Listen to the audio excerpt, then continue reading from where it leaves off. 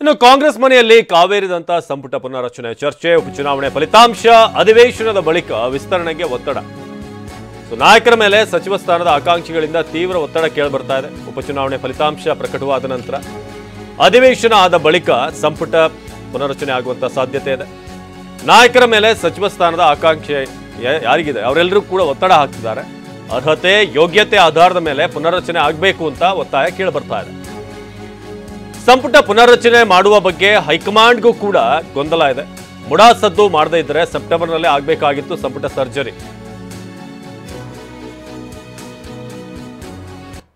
ಆಕಾಂಕ್ಷಿ ಅಲ್ಲ, ನನಗೂ ಆ ಒಂದು ಅರ್ಹತೆ ಯೋಗ್ಯತೆ ಎಲ್ಲ ಇದೆ.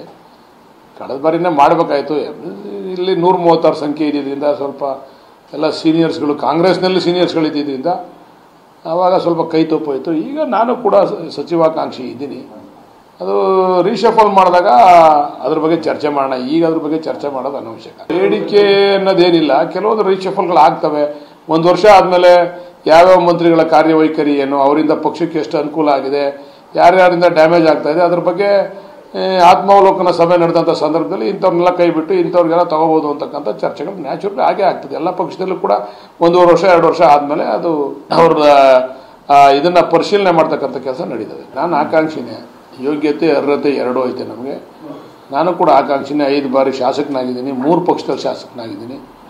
ಒಂದು ಪಕ್ಷದಲ್ಲೇ ಕಂಟಿನ್ಯೂಸ್ ಶಾಸಕ ಆಗೋದು ಕಷ್ಟ, ಅಂಥದ್ರಲ್ಲಿ 3 ಪಕ್ಷದಲ್ಲಿ ಶಾಸಕ ಆಗಿದ್ದೀನಿ. ನನಗೂ ಜನ ನಮ್ಮ ಹುಡುಗ ಒಬ್ಬ ಮಂತ್ರಿ ಆಗಲಿ ಅಂತ ಆಶೀರ್ವಾದ ಮಾಡವ್ರೆ. ಎಲ್ರದ್ದು ಅಪೇಕ್ಷೆ, ನನ್ನ ಕ್ಷೇತ್ರ ಜನತೆಯ ಅಪೇಕ್ಷೆ. ಎಲ್ಲರೂ ಯಾರ್ಯಾರೋ ಮಂತ್ರಿಗಳಾದರೂ ನಮ್ಮ ಬಾಲಣ್ಣ ಐಸರಿಗೆ ಎದುರು ಮಂತ್ರಿ ಆಗಲಿಲ್ಲ ಅಂತಕ್ಕಂಥ ಅಪೇಕ್ಷೆ. ಇನ್ನು ಸಂಪುಟ ಪುನರ್ರಚನೆ ವಿಷಯ ಚರ್ಚೆಗೆ ಬರೋಕು ಸಿಎಂ ಸಿದ್ದರಾಮಯ್ಯ ಹೇಳಿದ್ದ ಒಂದು ಮಾತು ಕೂಡ ಕಾರಣ ಆಗಿದೆ. ಮೊನ್ನೆಯಷ್ಟೇ ವಾಲ್ಮೀಕಿ ನಿಗಮದ ಹಗರಣ ಸಿಬಿಐ ತನಿಖೆಗಿಲ್ಲ ಅಂತ ಹೈಕೋರ್ಟ್ ಆದೇಶವನ್ನು ಕೊಟ್ಟಿತ್ತು. ಈ ಆದೇಶ ಬೆನ್ನಲ್ಲೇ ಕಾರ್ಯಕರ್ತರು ನಾಗೇಂದ್ರಗೆ ಸಚಿವ ಸ್ಥಾನ ಕೊಡೋ ಬಗ್ಗೆ ಮನವಿ ಮಾಡಿದ್ರು. ಇದಕ್ಕೆ ರಿಯಾಕ್ಟ್ ಮಾಡಿದಂತ ಸಿಎಂ ಮುಂದೆ ಪರಿಶೀಲನೆ ಮಾಡ್ತೇವೆ ಅಂತ ಹೇಳಿದ್ರು. ನಾನು ಹೇಳಿದೆ, ನೋಡೋಣಪ್ಪ, ಚುನಾವಣೆ ಎಲ್ಲ ಮುಗಿದಿದೆ, ಪರಿಶೀಲನೆ ಮಾಡಿ. ನಾನು ಹೇಳಿದೆ, ನೋಡೋಣಪ್ಪ, ಚುನಾವಣೆ ಎಲ್ಲ ಮುಗಿದಿದೆ, ಪರಿಶೀಲನೆ ಮಾಡಿ. ನಾನು ಹೇಳಿದೆ, ನೋಡೋಣಪ್ಪ, ಚುನಾವಣೆ ಎಲ್ಲ ಮುಗಿದಿದೆ. ಪ್ರಸನ್ನ ಈ ಬಗ್ಗೆ ಹೆಚ್ಚಿನ ಮಾಹಿತಿಯನ್ನು ನೀಡ್ತಾರೆ ನೇರ ಸಂಪರ್ಕದಲ್ಲಿ. ಪ್ರಸನ್ನ, ಸಂಪುಟ ಪುನರ್ರಚನೆ ಅನ್ನೋದು ಬಹಳಷ್ಟು ತಿಂಗಳುಗಳಿಂದ ಪೆಂಡಿಂಗ್ ಇರುವಂಥ ವಿಚಾರ. ಆಗಾಗ ಚರ್ಚೆಗೆ ಬರ್ತಾ ಇತ್ತು. ಒಂದು ಲೋಕಸಭಾ ಫಲಿತಾಂಶ ಬಂದ ಮೇಲೆ, ರಿಸಲ್ಟ್ ಆದಮೇಲೆ ಅಂತ ಇತ್ತು. ಸೊ ಅದಾದಮೇಲೆ ಸೆಪ್ಟೆಂಬರ್ ಅನ್ನೋ ರೀತಿಯಾಗಿತ್ತು. ಬಟ್ ಈಗ ಮುಡಾ ಬೇರೆ ಒಂದಷ್ಟು ಸಮಸ್ಯೆಗಳಿರೋದ್ರಿಂದ ಪೋಸ್ಟ್ಪೋನ್ ಆಗ್ತಾ ಇದೆ. ಸೊ ಫೈನಲಿ ಈಗಾದರೂ ಆಗುತ್ತಾ ಈ ಉಪಚುನಾವಣೆ ಫಲಿತಾಂಶದ ನಂತರ, ಈ ಅಸೆಂಬ್ಲಿ ಆದಮೇಲೆ?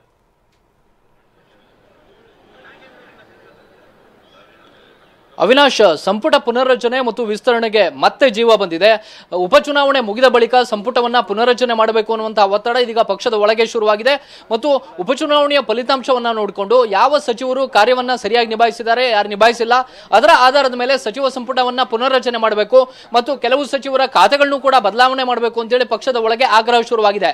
ಇದರ ಜೊತೆಗೆ ಬೆಳಗಾವಿಯ ಚಳಿಗಾಲದ ಅಧಿವೇಶನ ಕೂಡ ಇರೋದ್ರಿಂದಾಗಿ ಅಧಿವೇಶನ ಮುಕ್ತಾಯ ಆಗೋದ್ರೊಳಗಾಗಿ ಸಚಿವ ಸಂಪುಟವನ್ನ ಬದಲಾಯಿಸಬೇಕು ಅನ್ನುವಂತಹ ಆಗ್ರಹವನ್ನ ಪಕ್ಷದ ಒಳಗೆ ಯಾರೆಲ್ಲ ಸಚಿವಾಕಾಂಕ್ಷಿಗಳಿದ್ದಾರೆ ಅವರು ಅಭಿಪ್ರಾಯವನ್ನು ಮಂಡಿಸ್ತಾ ಇದ್ದಾರೆ.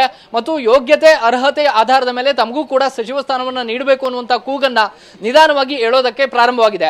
ಎಲ್ಲವೂ ಕೂಡ ಅಂದುಕೊಂಡಂತೆ ಆಗಿದ್ರೆ ಹೈಕಮಾಂಡ್ ತೀರ್ಮಾನ ಮಾಡಿದ ಪ್ರಕಾರ ಬಹುತೇಕ ಆಗಸ್ಟ್ ಅಥವಾ ಸೆಪ್ಟೆಂಬರ್ ತಿಂಗಳಲ್ಲಿಯೇ ಲೋಕಸಭೆ ಫಲಿತಾಂಶದ ಆಧಾರದ ಮೇಲೆ ಸಚಿವ ಸಂಪುಟವನ್ನ ಪುನರ್ರಚನೆ ಮಾಡೋದಕ್ಕೆ ಹೈಕಮಾಂಡ್ ಕೂಡ ಒಲವನ್ನು ತೋರಿಸಿತ್ತು. 7 ರಿಂದ 8 ಮಂದಿ ಸಚಿವರ ಹೆಸರನ್ನ ಶಾರ್ಟ್ ಲಿಸ್ಟ್ ಕೂಡ ಮಾಡಿಕೊಳ್ಳಲಾಗಿತ್ತು. ಯಾರು ಲೋಕಸಭೆಯಲ್ಲಿ ಅತ್ಯಂತ ಗಮನಾರ್ಹವಾದಂತಹ ಪರ್ಫಾರ್ಮೆನ್ಸ್ ಅನ್ನ ತೋರಿಸಿಲ್ಲ ಅಂತವರನ್ನ ಶಾರ್ಟ್ ಲಿಸ್ಟ್ ಮಾಡಿ ಅವರ ಖಾತೆಗಳನ್ನ ಬದಲಾವಣೆ ಮಾಡೋದಕ್ಕೂ ಕೂಡ ಹೈಕಮಾಂಡ್ ನಿರ್ಧಾರವನ್ನು ಮಾಡಿತ್ತು. ಆದ್ರೆ ಆ ಸಂದರ್ಭದಲ್ಲಿ ಮುಖ್ಯಮಂತ್ರಿ ಸಿದ್ದರಾಮಯ್ಯನವರು ಒಂದಷ್ಟು ಸಮಯಾವಕಾಶವನ್ನ ಕೇಳಿದ್ರು. ನನಗೆ ಒಂದಷ್ಟು ಟೈಮ್ ಕೊಡಬೇಕು ಅನ್ನುವಂತಹ ಒತ್ತಡದ ಮೇರೆಗೆ ಹೈಕಮಾಂಡ್ ಕೂಡ ಆ ಒಂದು ಪ್ರಸ್ತಾಪವನ್ನ ಕೈ ಬಿಡ್ತು. ಆದ್ರೆ ಇದೀಗ ಉಪಚುನಾವಣೆ ಮುಗಿದ ಬಳಿಕ ಫಲಿತಾಂಶದ ಆಧಾರದ ಮೇಲೆ ಮತ್ತೆ ಸಚಿವ ಸಂಪುಟವನ್ನ ಪುನರ್ರಚನೆ ಮಾಡಬೇಕು, ಸರ್ಕಾರದ ಇಮೇಜ್ ಅನ್ನ ಹೆಚ್ಚಿಸುವಂತ ಮತ್ತು ಡ್ಯಾಮೇಜ್ ಅನ್ನ ಕಂಟ್ರೋಲ್ ಮಾಡುವಂತಹ ಸಚಿವರಿಗೆ ಅವಕಾಶವನ್ನ ಮಾಡಿಕೊಡಬೇಕು, ಸಮುದಾಯವಾರು ಪ್ರಾತಿನಿಧ್ಯವನ್ನ ಕೊಟ್ಟಂತದ್ದನ್ನ ಬದಲಾಯಿಸಬೇಕು ಅನ್ನುವಂತಹ ಆಗ್ರಹ ಕೂಡ ಶುರುವಾಗಿದೆ. ಬಹುತೇಕ ಫಲಿತಾಂಶ ಕಾಂಗ್ರೆಸ್ ಪರವಾಗಿ ಬಂದಿದೆ. ಆದ್ರೆ ಆ ಕೂಗು ಮತ್ತಷ್ಟು ಜೋರಾಗುವಂತಹ ಸಾಧ್ಯತೆ ಇದೆ. ಅಕಸ್ಮಾತ್ ಕಾಂಗ್ರೆಸ್ಗೆ ಮುಜುಗರ ಆಗುವಂತಹ ಫಲಿತಾಂಶ ಬಂದರೂ ಕೂಡ ಯಾವೆಲ್ಲ ಸಚಿವರ ಮೇಲೆ ಹಲವಾರು ಆರೋಪಗಳು ಪ್ರತ್ಯಾರೋಪಗಳು ಕೇಳಿ ಬರ್ತಾ ಇದಾವೆ, ದೂರುಗಳು ಸಾಲ ಕೇಳಿ ಬರ್ತಾ ಇದಾವೆ, ಅಂತವರನ್ನ ಬದಲಾಯಿಸಬೇಕು ಅನ್ನುವಂತ ಕೂಗು ಪಕ್ಷದ ಒಳಗೆ ಶುರುವಾದ್ರೂ ಕೂಡ ಆಶ್ಚರ್ಯ ಪಡಬೇಕಾಗಿಲ್ಲ. ಅವಿನಾಶ್, ಧನ್ಯವಾದ ಪ್ರಸನ್ನ.